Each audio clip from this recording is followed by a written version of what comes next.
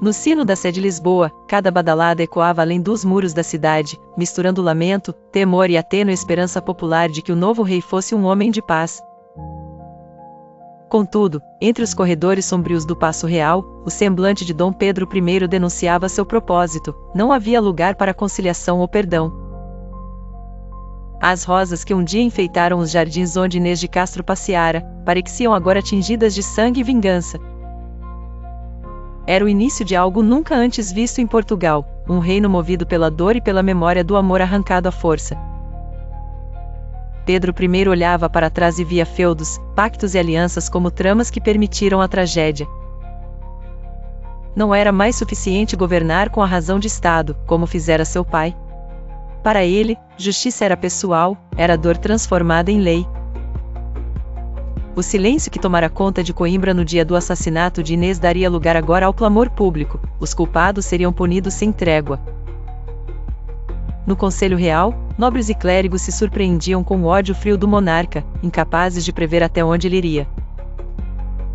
Enquanto a corte murmurava e temia, nas estradas poeirentas que ligavam Portugal a Castela, a notícia corria mais rápido que qualquer mensageiro.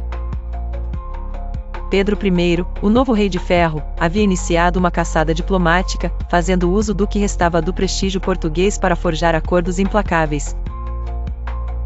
Seu homônimo castelhano, conhecido por sua própria crueldade, tornava-se peça central em uma negociação inesperada. Em troca de nobres castelhanos abrigados por Portugal, Pedro exigia os assassinos de Inês de Castro. Nesta balança de horrores, pouco restava de honra ou compaixão. Os executores, Pero Coelho e Álvaro Gonçalves, acreditaram por instantes na proteção de Castela. Mas a astúcia portuguesa era insidiosa, e logo se viram capturados, arrastados para Santarém sob os olhares atentos de guardas silenciosos. Diogo Lopes Pacheco, mais astuto ou mais afortunado, conseguiu escapar, cruzando os Pirineus e sumindo na França como um fantasma condenado. Em Santarém, a justiça tornou-se espetáculo, e o banquete real, palco do inexorável destino dos algozes. Pedro comia lentamente, os olhos fixos nos prisioneiros, o rosto impassível. A sala se enchia de nobreza e medo, pois todos sabiam que naquele dia, o rei não estava representando o Estado, mas sim seu próprio tormento.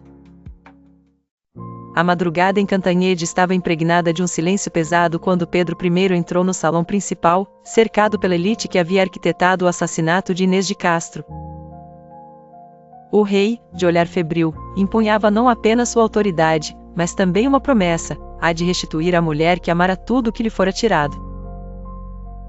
Era o início de um espetáculo de vingança e obsessão que transcenderia as leis dos homens e de Deus. No centro dos preparativos, ordenou-se algo que jamais fora pensado em Portugal: a exumação da falecida amante real. O rumor correu rapidamente no mosteiro de Santa Clara, inquietando desde os monges até os pescadores do Mondego. Quando os trabalhadores abriram a tumba de Inês, encontraram o corpo envolto por restos de roupas corroídas e fios de cabelos ruivos ainda brilhantes sob a prata da morte. Pedro exigiu que Inês fosse lavada, vestida em sedas reais, adornada com joias e o manto de arminho. O cadáver, agora transformado em figura solene, foi levado discretamente ao palácio, onde ocupou finalmente o trono negado em vida. Ao raiar do dia, a corte reunida na grande sala sentiu o peso da humilhação iminente. Um a um, nobres e prelados foram chamados diante do esqueleto adornado de Inês. Obrigados a ajoelhar-se e beijar a mão descarnada, sentiam o frio do osso e o calor do olhar vingativo de Pedro. O silêncio era assustador, quebrado apenas pelo som da armadura arrastando-se no chão de mármore. Eram gestos de submissão e temor, porque sabiam que o rei justiceiro não perdoava traições.